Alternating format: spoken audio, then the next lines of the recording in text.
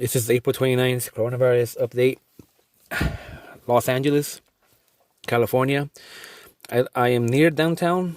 I'm about maybe 30 miles away, 25 miles away. I'm between downtown and the beach cities. City of Hawthorne, city of good neighbors, which is a load of garbage. I'm going to start doing a daily vlog where I record what's going on. You never know what could happen. This might prove useful. It'll show the growth of what's going on. We do have some brand new news that came out today. This is the first one. There's a lot to talk about. I have to make a background, this, and that. I would recommend, well, I'll talk about that later. The new news today, California. California is a very special case in my opinion, because people are comparing it to New York. You can't compare California to New York. California has a population of 40 million people on average. New York has about 9 million people. California has a high population density. People are, as you've seen from Times Square, people are shoulder to shoulder. You have an underground metro system, hot tourist attraction site. They had a huge event right before they became Italy 2.0 that got them all got a lot of them infected. I think that's what made New York explode as much as it did. Another explanation could be the strand. We know there are different strands of coronachan floating around. New York possibly got the lethal one. California, I think, did not get the lethal one, because considering how many people are in California by now, we should have been, New York tier weeks ago. But we haven't. It could also be because of what I explained was New York's unique features that may have caused it to explode. But California is steadily rising. LA County, I think, peaked at 81 deaths a couple of days ago. People are still dying. The numbers don't really make sense to me, though, the way that they're growing and going under and growing. But now I've kept up with LA County numbers since they were in the double digits. Way back when we had 20 cases and so.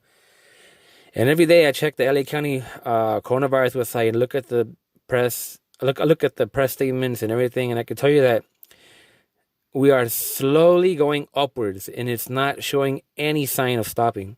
It is slowly climbing towards, explosive results. So I really don't know what to tell you other than I think that it's going to get really bad. In particular because of Easter. If we all remember back in Easter Sunday, people were refused to follow the lockdown because they wanted to, service, they're like, my God, my religion. And I'm sure that's going to be a disaster. And people were going to go into having Easter get-togethers. That was about 17, 18 days ago.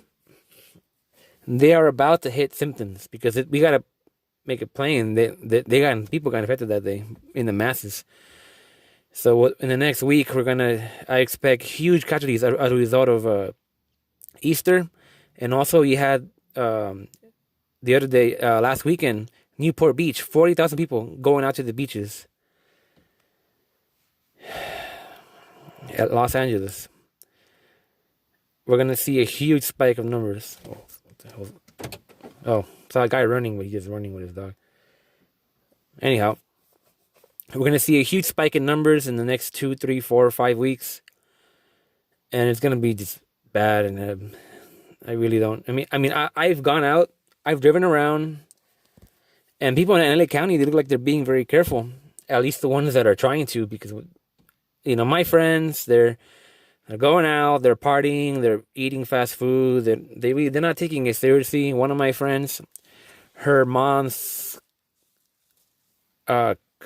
sister, I think, or cousin caught the virus. So I know people that have the virus. I know people who died from the virus. Calvin, the physicist from New York, I keep in touch with him. More like an acquaintance, really.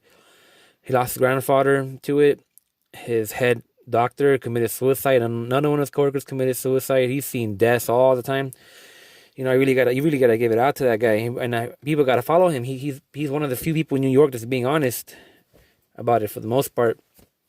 You have another doctor in New York that's saying that the ventilators aren't working. Too many people are dying on the ventilators. They're not. Once you get ventilated, you're most likely a goner, unfortunately. And this other doctor's theory is that uh, they're treating the patients the wrong way, and they're just saying ventilators should be the last option. For example, Calvin, the physicist, his grandfather got put on a ventilator, and the ventilator made his lung explode. So, and he ended up dying, obviously, like I was saying earlier.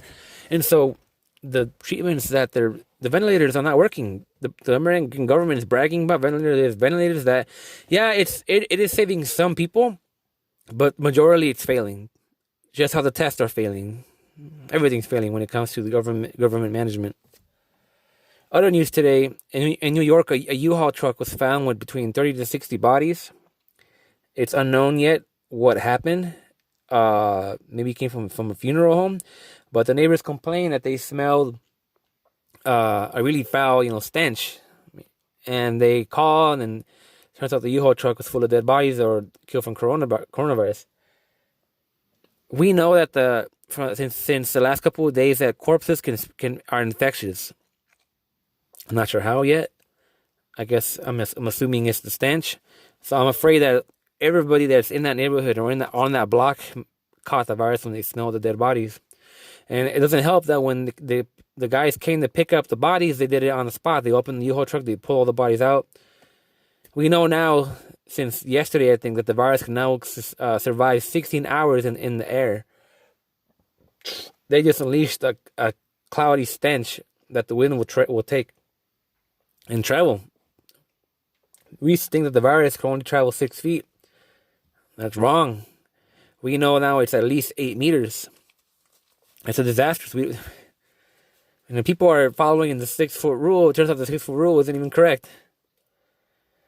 We also found out that there was a paper, scientific paper that came out today, and you have to really carefully because people were reading it the wrong way. People who have the virus, turns out that the symptoms that they suffer are hereditary. Not the virus infection itself, but the symptoms are hereditary. And they're dumbfounded. They have no idea what's going on. When it comes to a vaccine, coronaviruses have a history of having no vaccine. Nobody can figure, no virologists, no scientists, they can't figure out how to make a vaccine when it comes to coronaviruses. And this one that's coming out right now, it's a novel coronavirus, a brand new virus that we've never seen before. And so the possibility of a vaccine is very, very, very low. They tried studying the antibodies, and there's so few antibody results that immunity is still in limbo. We don't know yet if people can really be immune or just temporarily immune.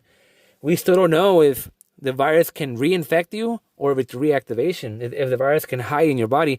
Today in South Korea, it was either China or South Korea. There was an article that, I think it was South Korea, that said that the virus was found to remain dormant in people. And then, but they still don't know exactly what's going on. And there was another article that showed that the parts of the virus that kind of wandered off during the first infection can hide in the lungs and possibly cause a reinfection or reactivation in this case.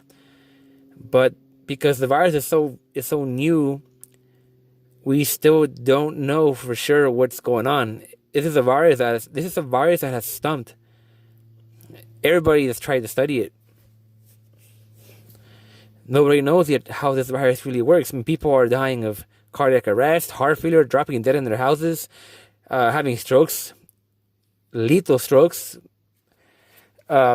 People can't breathe. They're drowning in their fluids, drowning in their blood. People are just straight up dropping dead. Kids are showing now symptoms of the Kawasaki virus, Epstein virus. The incubation period for kids, apparently it's a lot more different than adults. Kids can still succumb to it. They can still die to it because they're healthy and they're young. All it does is prolong the virus. It incubates and it waits and it waits and it waits and then it strikes. And we had a red alert today from, I forgot where it was, maybe Sweden, I don't know, some other country, where a sudden wave of kids started just becoming they were dying from the virus, and it was unprecedented because people thought that kids were unaffected by it. When I was finding out that they're dying from it. Well, anyhow, I have a lot to say because this is my first vlog, so I'm gonna end this at part one. Part two, I'm gonna go more towards the beginning of the virus. Guys, I this my vlogs will be much shorter, so this is the end of part one.